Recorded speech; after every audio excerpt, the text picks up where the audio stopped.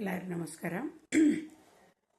ಇವತ್ತಿನ ದಿನ ನಾನು ಈ ಅಶ್ವಮೇಧ ಯಾಗವನ್ನು ಮುಂದುವರಿಸ್ತಾ ಇದ್ದೇನೆ. ಮಣಿಪುರದಲ್ಲಿ ಈ ಅರ್ಜುನನ ಮಗ ಬಬ್ರುವಾಹನನಿಂದನೇ ಅರ್ಜುನ ಹತನಾಗ್ತಾನ. ಆವಾಗ ಈ ಕೃಷ್ಣ ಸಂಜೀವಿನಿಯ ಮಣಿಯನ್ನು ಅವನಿಗೆ ತಂದು ಅವನನ್ನು ಬದುಕಿಸ್ತಾನೆ. ಮುಂದೆ ಏನಾಗ್ತೈತಿ ಅಂತಂದ್ರೆ ಅಲ್ಲಿ ಮಣಿಪುರದಲ್ಲಿ ಕೆಲವು ದಿನಗಳ ಅವರು ಕಳೀತಾರೆ. ಹೆಂಡತಿ ಮಗನ ಒಂದು ಸಹವಾಸದಿಂದ ಅರ್ಜುನ ಸಾಕಷ್ಟು ಚೇತರಿಸುವಂತನ ಸಂತೋಷದಿಂದ ಕಾಲವನ್ನು ಕಳೀತಾನೆ. ಆನಂತರ ಮುಂದೆ ಪ್ರಯಾಣ ಮತ್ತೆ ಮುಂದುವರಿಬೇಕಲ್ಲ, ಆ ಮಣಿಪುರದಿಂದ ಅವರನ್ನು ಬೀಳ್ಕೊಂಡು ಮತ್ತೆ ಪ್ರಯಾಣವನ್ನು ಮುಂದುವರಿಸ್ತಾರೆ. ಅವಾಗ ಏನಾಗ್ತೈತಿ ಅಂತಂದ್ರೆ ಮುಂದೆ ಎಷ್ಟೋ 8 ದಿನಗಳವರೆಗೆ ಯಾವ ಒಂದು ಸಮರ್ಥ ರಾಜರು ಅವರ ಕಣ್ಣಿಗೆ ಕಾಣಿಸೋದಿಲ್ಲ. ಅಂದರೆ ಅವ್ರ ಜೊತೆ ಯುದ್ಧ ಮಾಡುವಂಥ ಯಾವ ವೀರರು ಕಾಣಿಸೋದಿಲ್ಲ.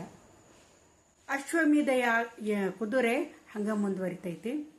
ಕೆಲವರು ಸಣ್ಣ ಪುಟ್ಟ ಸಾಮಂತ ರಾಜರು ಮತ್ತು ಕಪ್ಪು ಕಾಣಿಕೆಗಳನ್ನು ಧಾನ್ಯಗಳನ್ನು ಹಸುಗಳನ್ನು ತಂದು ಕೊಡ್ತಿರ್ತಾರೆ. ತಮಗೆ ಸಾಧ್ಯ ಆದಷ್ಟು ಕೊಡ್ತಿರ್ತಾರೆ ಅವರು, ಕಪ್ಪು ಕಾಣಿಕೆ ಅಂತಂದೇಳಿ. ಆಮೇಲೆ ಏನಾಗ್ತೈತಿ ಅಂತಂದ್ರೆ ಹಲವಾರು ದಿನ ಹಿಂಗೆ ಇದು ಮುಂದುವರಿತೈತಿ. ಒಂದು 8 ದಿನಗಳವರೆಗೆ ಪಯಣ ಮುಂದುವರಿತೈತಿ.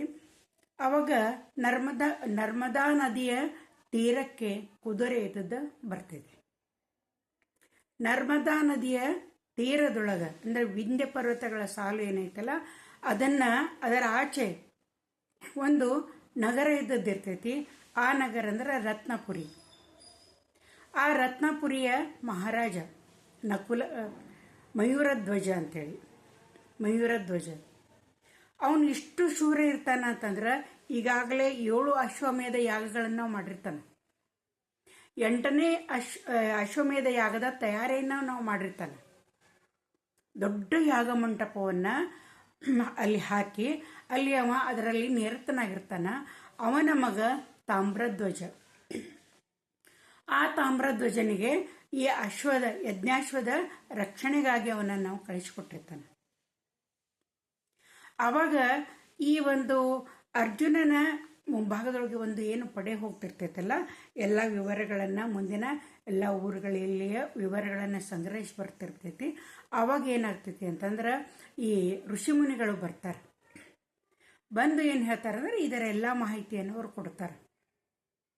ಈಗಾಗಲೇ 7 ಅಶ್ವಮೇಧ ಯಾಗಗಳನ್ನು ಮಾಡಿದಂಥ ಮಯೂರಧ್ವಜ 8ನೇ ಅಶ್ವಮೇಧ ಯಾಗವನ್ನು ಮಾಡಕತ್ತಾನ. ಅವನ ಮಗ ತಾಮ್ರಧ್ವಜ ಕೂಡ ಬಹಳ ಶೂರದಾನ. ಇದೆಲ್ಲ ಹೇಳಿದ್ಕೊಳ್ಳಿ ಅರ್ಜುನನಿಗೆ ಮತ್ತೆ ತನ್ನ ಅಹಂಭಾವವನ್ನು ಬಿಡೋದಿಲ್ಲ. ಇರಲಿ, ಅವ್ರು 7 ಅಶ್ವಮೇಧ ಯಾಗಗಳನ್ನು ಮಾಡ್ಯಾರ ಅಂತಂದ್ರೆ ಇಲ್ಲಿವರೆಗೂ ನನ್ನಂಥ ಶೂರವ್ರಿಗೆ ಯಾರು ಬಹುಶಃ ಅವ್ರು ಸಿಕ್ಕಿರ್ಲಿಕ್ಕಿಲ್ಲ. ಅವ್ರ ಕುದುರೆ 7 ಸಲ ಅಶ್ವಮೇಧ ಯಾಗ ಅಂತ ನಮ್ಮ ಹಸ್ತಿನಾಪುರದ ಕಡೆ ಒಮ್ಮೆ ಬಂದೇ ಇಲ್ಲಲ್ಲ. ಅದು ಅವರೆಂಥ ಶೂರರು. ಬರಲಿ, ಆ ತಾಮ್ರಧ್ವಜನನ್ನು ನಾನು ಸುಲಭವಾಗಿ ಸೋಲಿಸ್ತೀನಿ. ತಾಮ್ರಧ್ವಜ ಅಂತಂದ್ರೆ ಅರ್ಜುನ ಮಗ ಬಬ್ರುವಾಹನ ಊರಿಗೆ ಅವನಿರ್ತಾನವನು. ಅಷ್ಟು ಚಿಕ್ಕ ವಯಸ್ಸಿನ ಒಂದದಾನ ಅಂತಂದ್ರೆ ಅವನೆಂಥ ಶೂರ. ಅವನನ್ನು ನಾನು ಸುಲಭವಾಗಿ ಸೋಲಿಸ್ತೇನೆ, ಏನು ನಾವು ಚಿಂತೆ ಮಾಡುವಂಥ ಕಾರಣನೇ ಇಲ್ಲ ಅಂತಂದು ಹೇಳ್ತಾನೆ. ಆವಾಗ ಅನೇಕ ಸಲ ಅರ್ಜುನನ ಸೋಲನ್ನು ಕಂಡಂಥ, ಅರ್ಜುನ ಕಂಗೆಟ್ಟದ್ದನ್ನು ಕಂಡಂಥ ಎಲ್ಲ ಈ ಪ್ರಮುಖರಿದ್ದವರು ಏನು ಅಂತಂದ್ರೆ ಅವ್ರಿಗೆ ಅವನ ಮಾತನ್ನು ಕೇಳಿ ಸಮಾಧಾನ ಆಗೋದಿಲ್ಲ.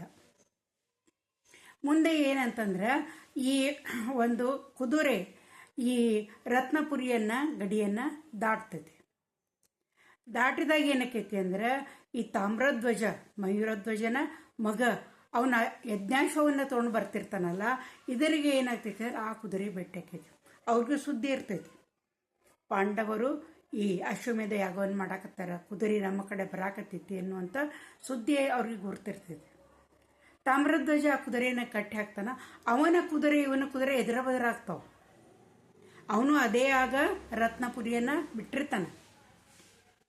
ಬಿಟ್ಟ ಕೂಡಲೇ ಈ ಪಾಂಡವ ಸೇನೆ ಬರುತ್ತಿರೋದು ಗುರ್ತಾದ ಕೂಡಲೇ ಅವನೇನಂತ ಕಾಯ್ತಾ ಇರ್ತಾನೆ. ತನ್ನ ಮತ್ತಷ್ಟು ಸೈನಿಕರನ್ನು ಎಲ್ಲ ಕರೆಯಾಗಿ ಕಳಿಸ್ತಾನೆ. ಇಬ್ಬರು ಕುದುರೆಗಳು ಎದುರು ಬದಲಾಕೊಳ್ಳಿ ಅವ್ರ ಕುದುರೆಯನ್ನು ಅವನು ಕಟ್ಟಿಬಿಡ್ತಾನೆ. ಕಟ್ಟಿದ ಕೂಡಲೇ ಅವನ ಸೈನ್ಯ ಬಹಳ ಲಕ್ಷಗಟ್ಟಲೆ ಇದ್ದಂಥ ಸೈನಿಕರಿದ್ದಂಥ ಸೈನ್ಯ, ಅತ್ಯಂತ ಅಸ್ತ್ರಗಳನ್ನು ಬಲ್ಲಂಥ ಸೈನ್ಯ, ಶಿಸ್ತಿಗೆ ಹೆಸರಾಗಿರುವಂಥ ಸೈನ್ಯ ತಾಮ್ರಧ್ವಜಂದು. ಅವನ ಸೈನ್ಯವನ್ನು ನೋಡಿದ್ರೆ ಪಾಂಡವರ ಸೈನ್ಯ ಲೆಕ್ಕಕ್ಕನ ಇಲ್ಲ ಅನ್ನುವಂಥ ಪರಿಸ್ಥಿತಿ ಇರ್ತೈತಿ. ಅವಾಗ ದೂತರು ಎಲ್ಲರೂ ಬಂದು ಇಲ್ಲಿ ಈ ಸುದ್ದಿಯನ್ನು ಹೇಳ್ತಾರೆ. ತಾಮ್ರಧ್ವಜ ನಿನ್ನ ಕುದುರೆಯನ್ನು ಕಟ್ಟಿ ಹಾಕಿದಾನ ಅಂತ ಅರ್ಜುನಿಗೆ ಹೇಳ್ತಾರೆ. ಹೇಳಿದ ಕೂಡಲೇ ಅರ್ಜುನ ಏನು ಮಾಡ್ತಾನೆ ಅನ್ನೋದನ್ನ, ಯಾವ ನಿರ್ಣಯವನ್ನು ತಗೋತಾನೆ ಅನ್ನೋದನ್ನ ನಾ ಮುಂದಿನ ಕಥೆಯೊಳಗೆ ಹೇಳ್ತೀನಿ.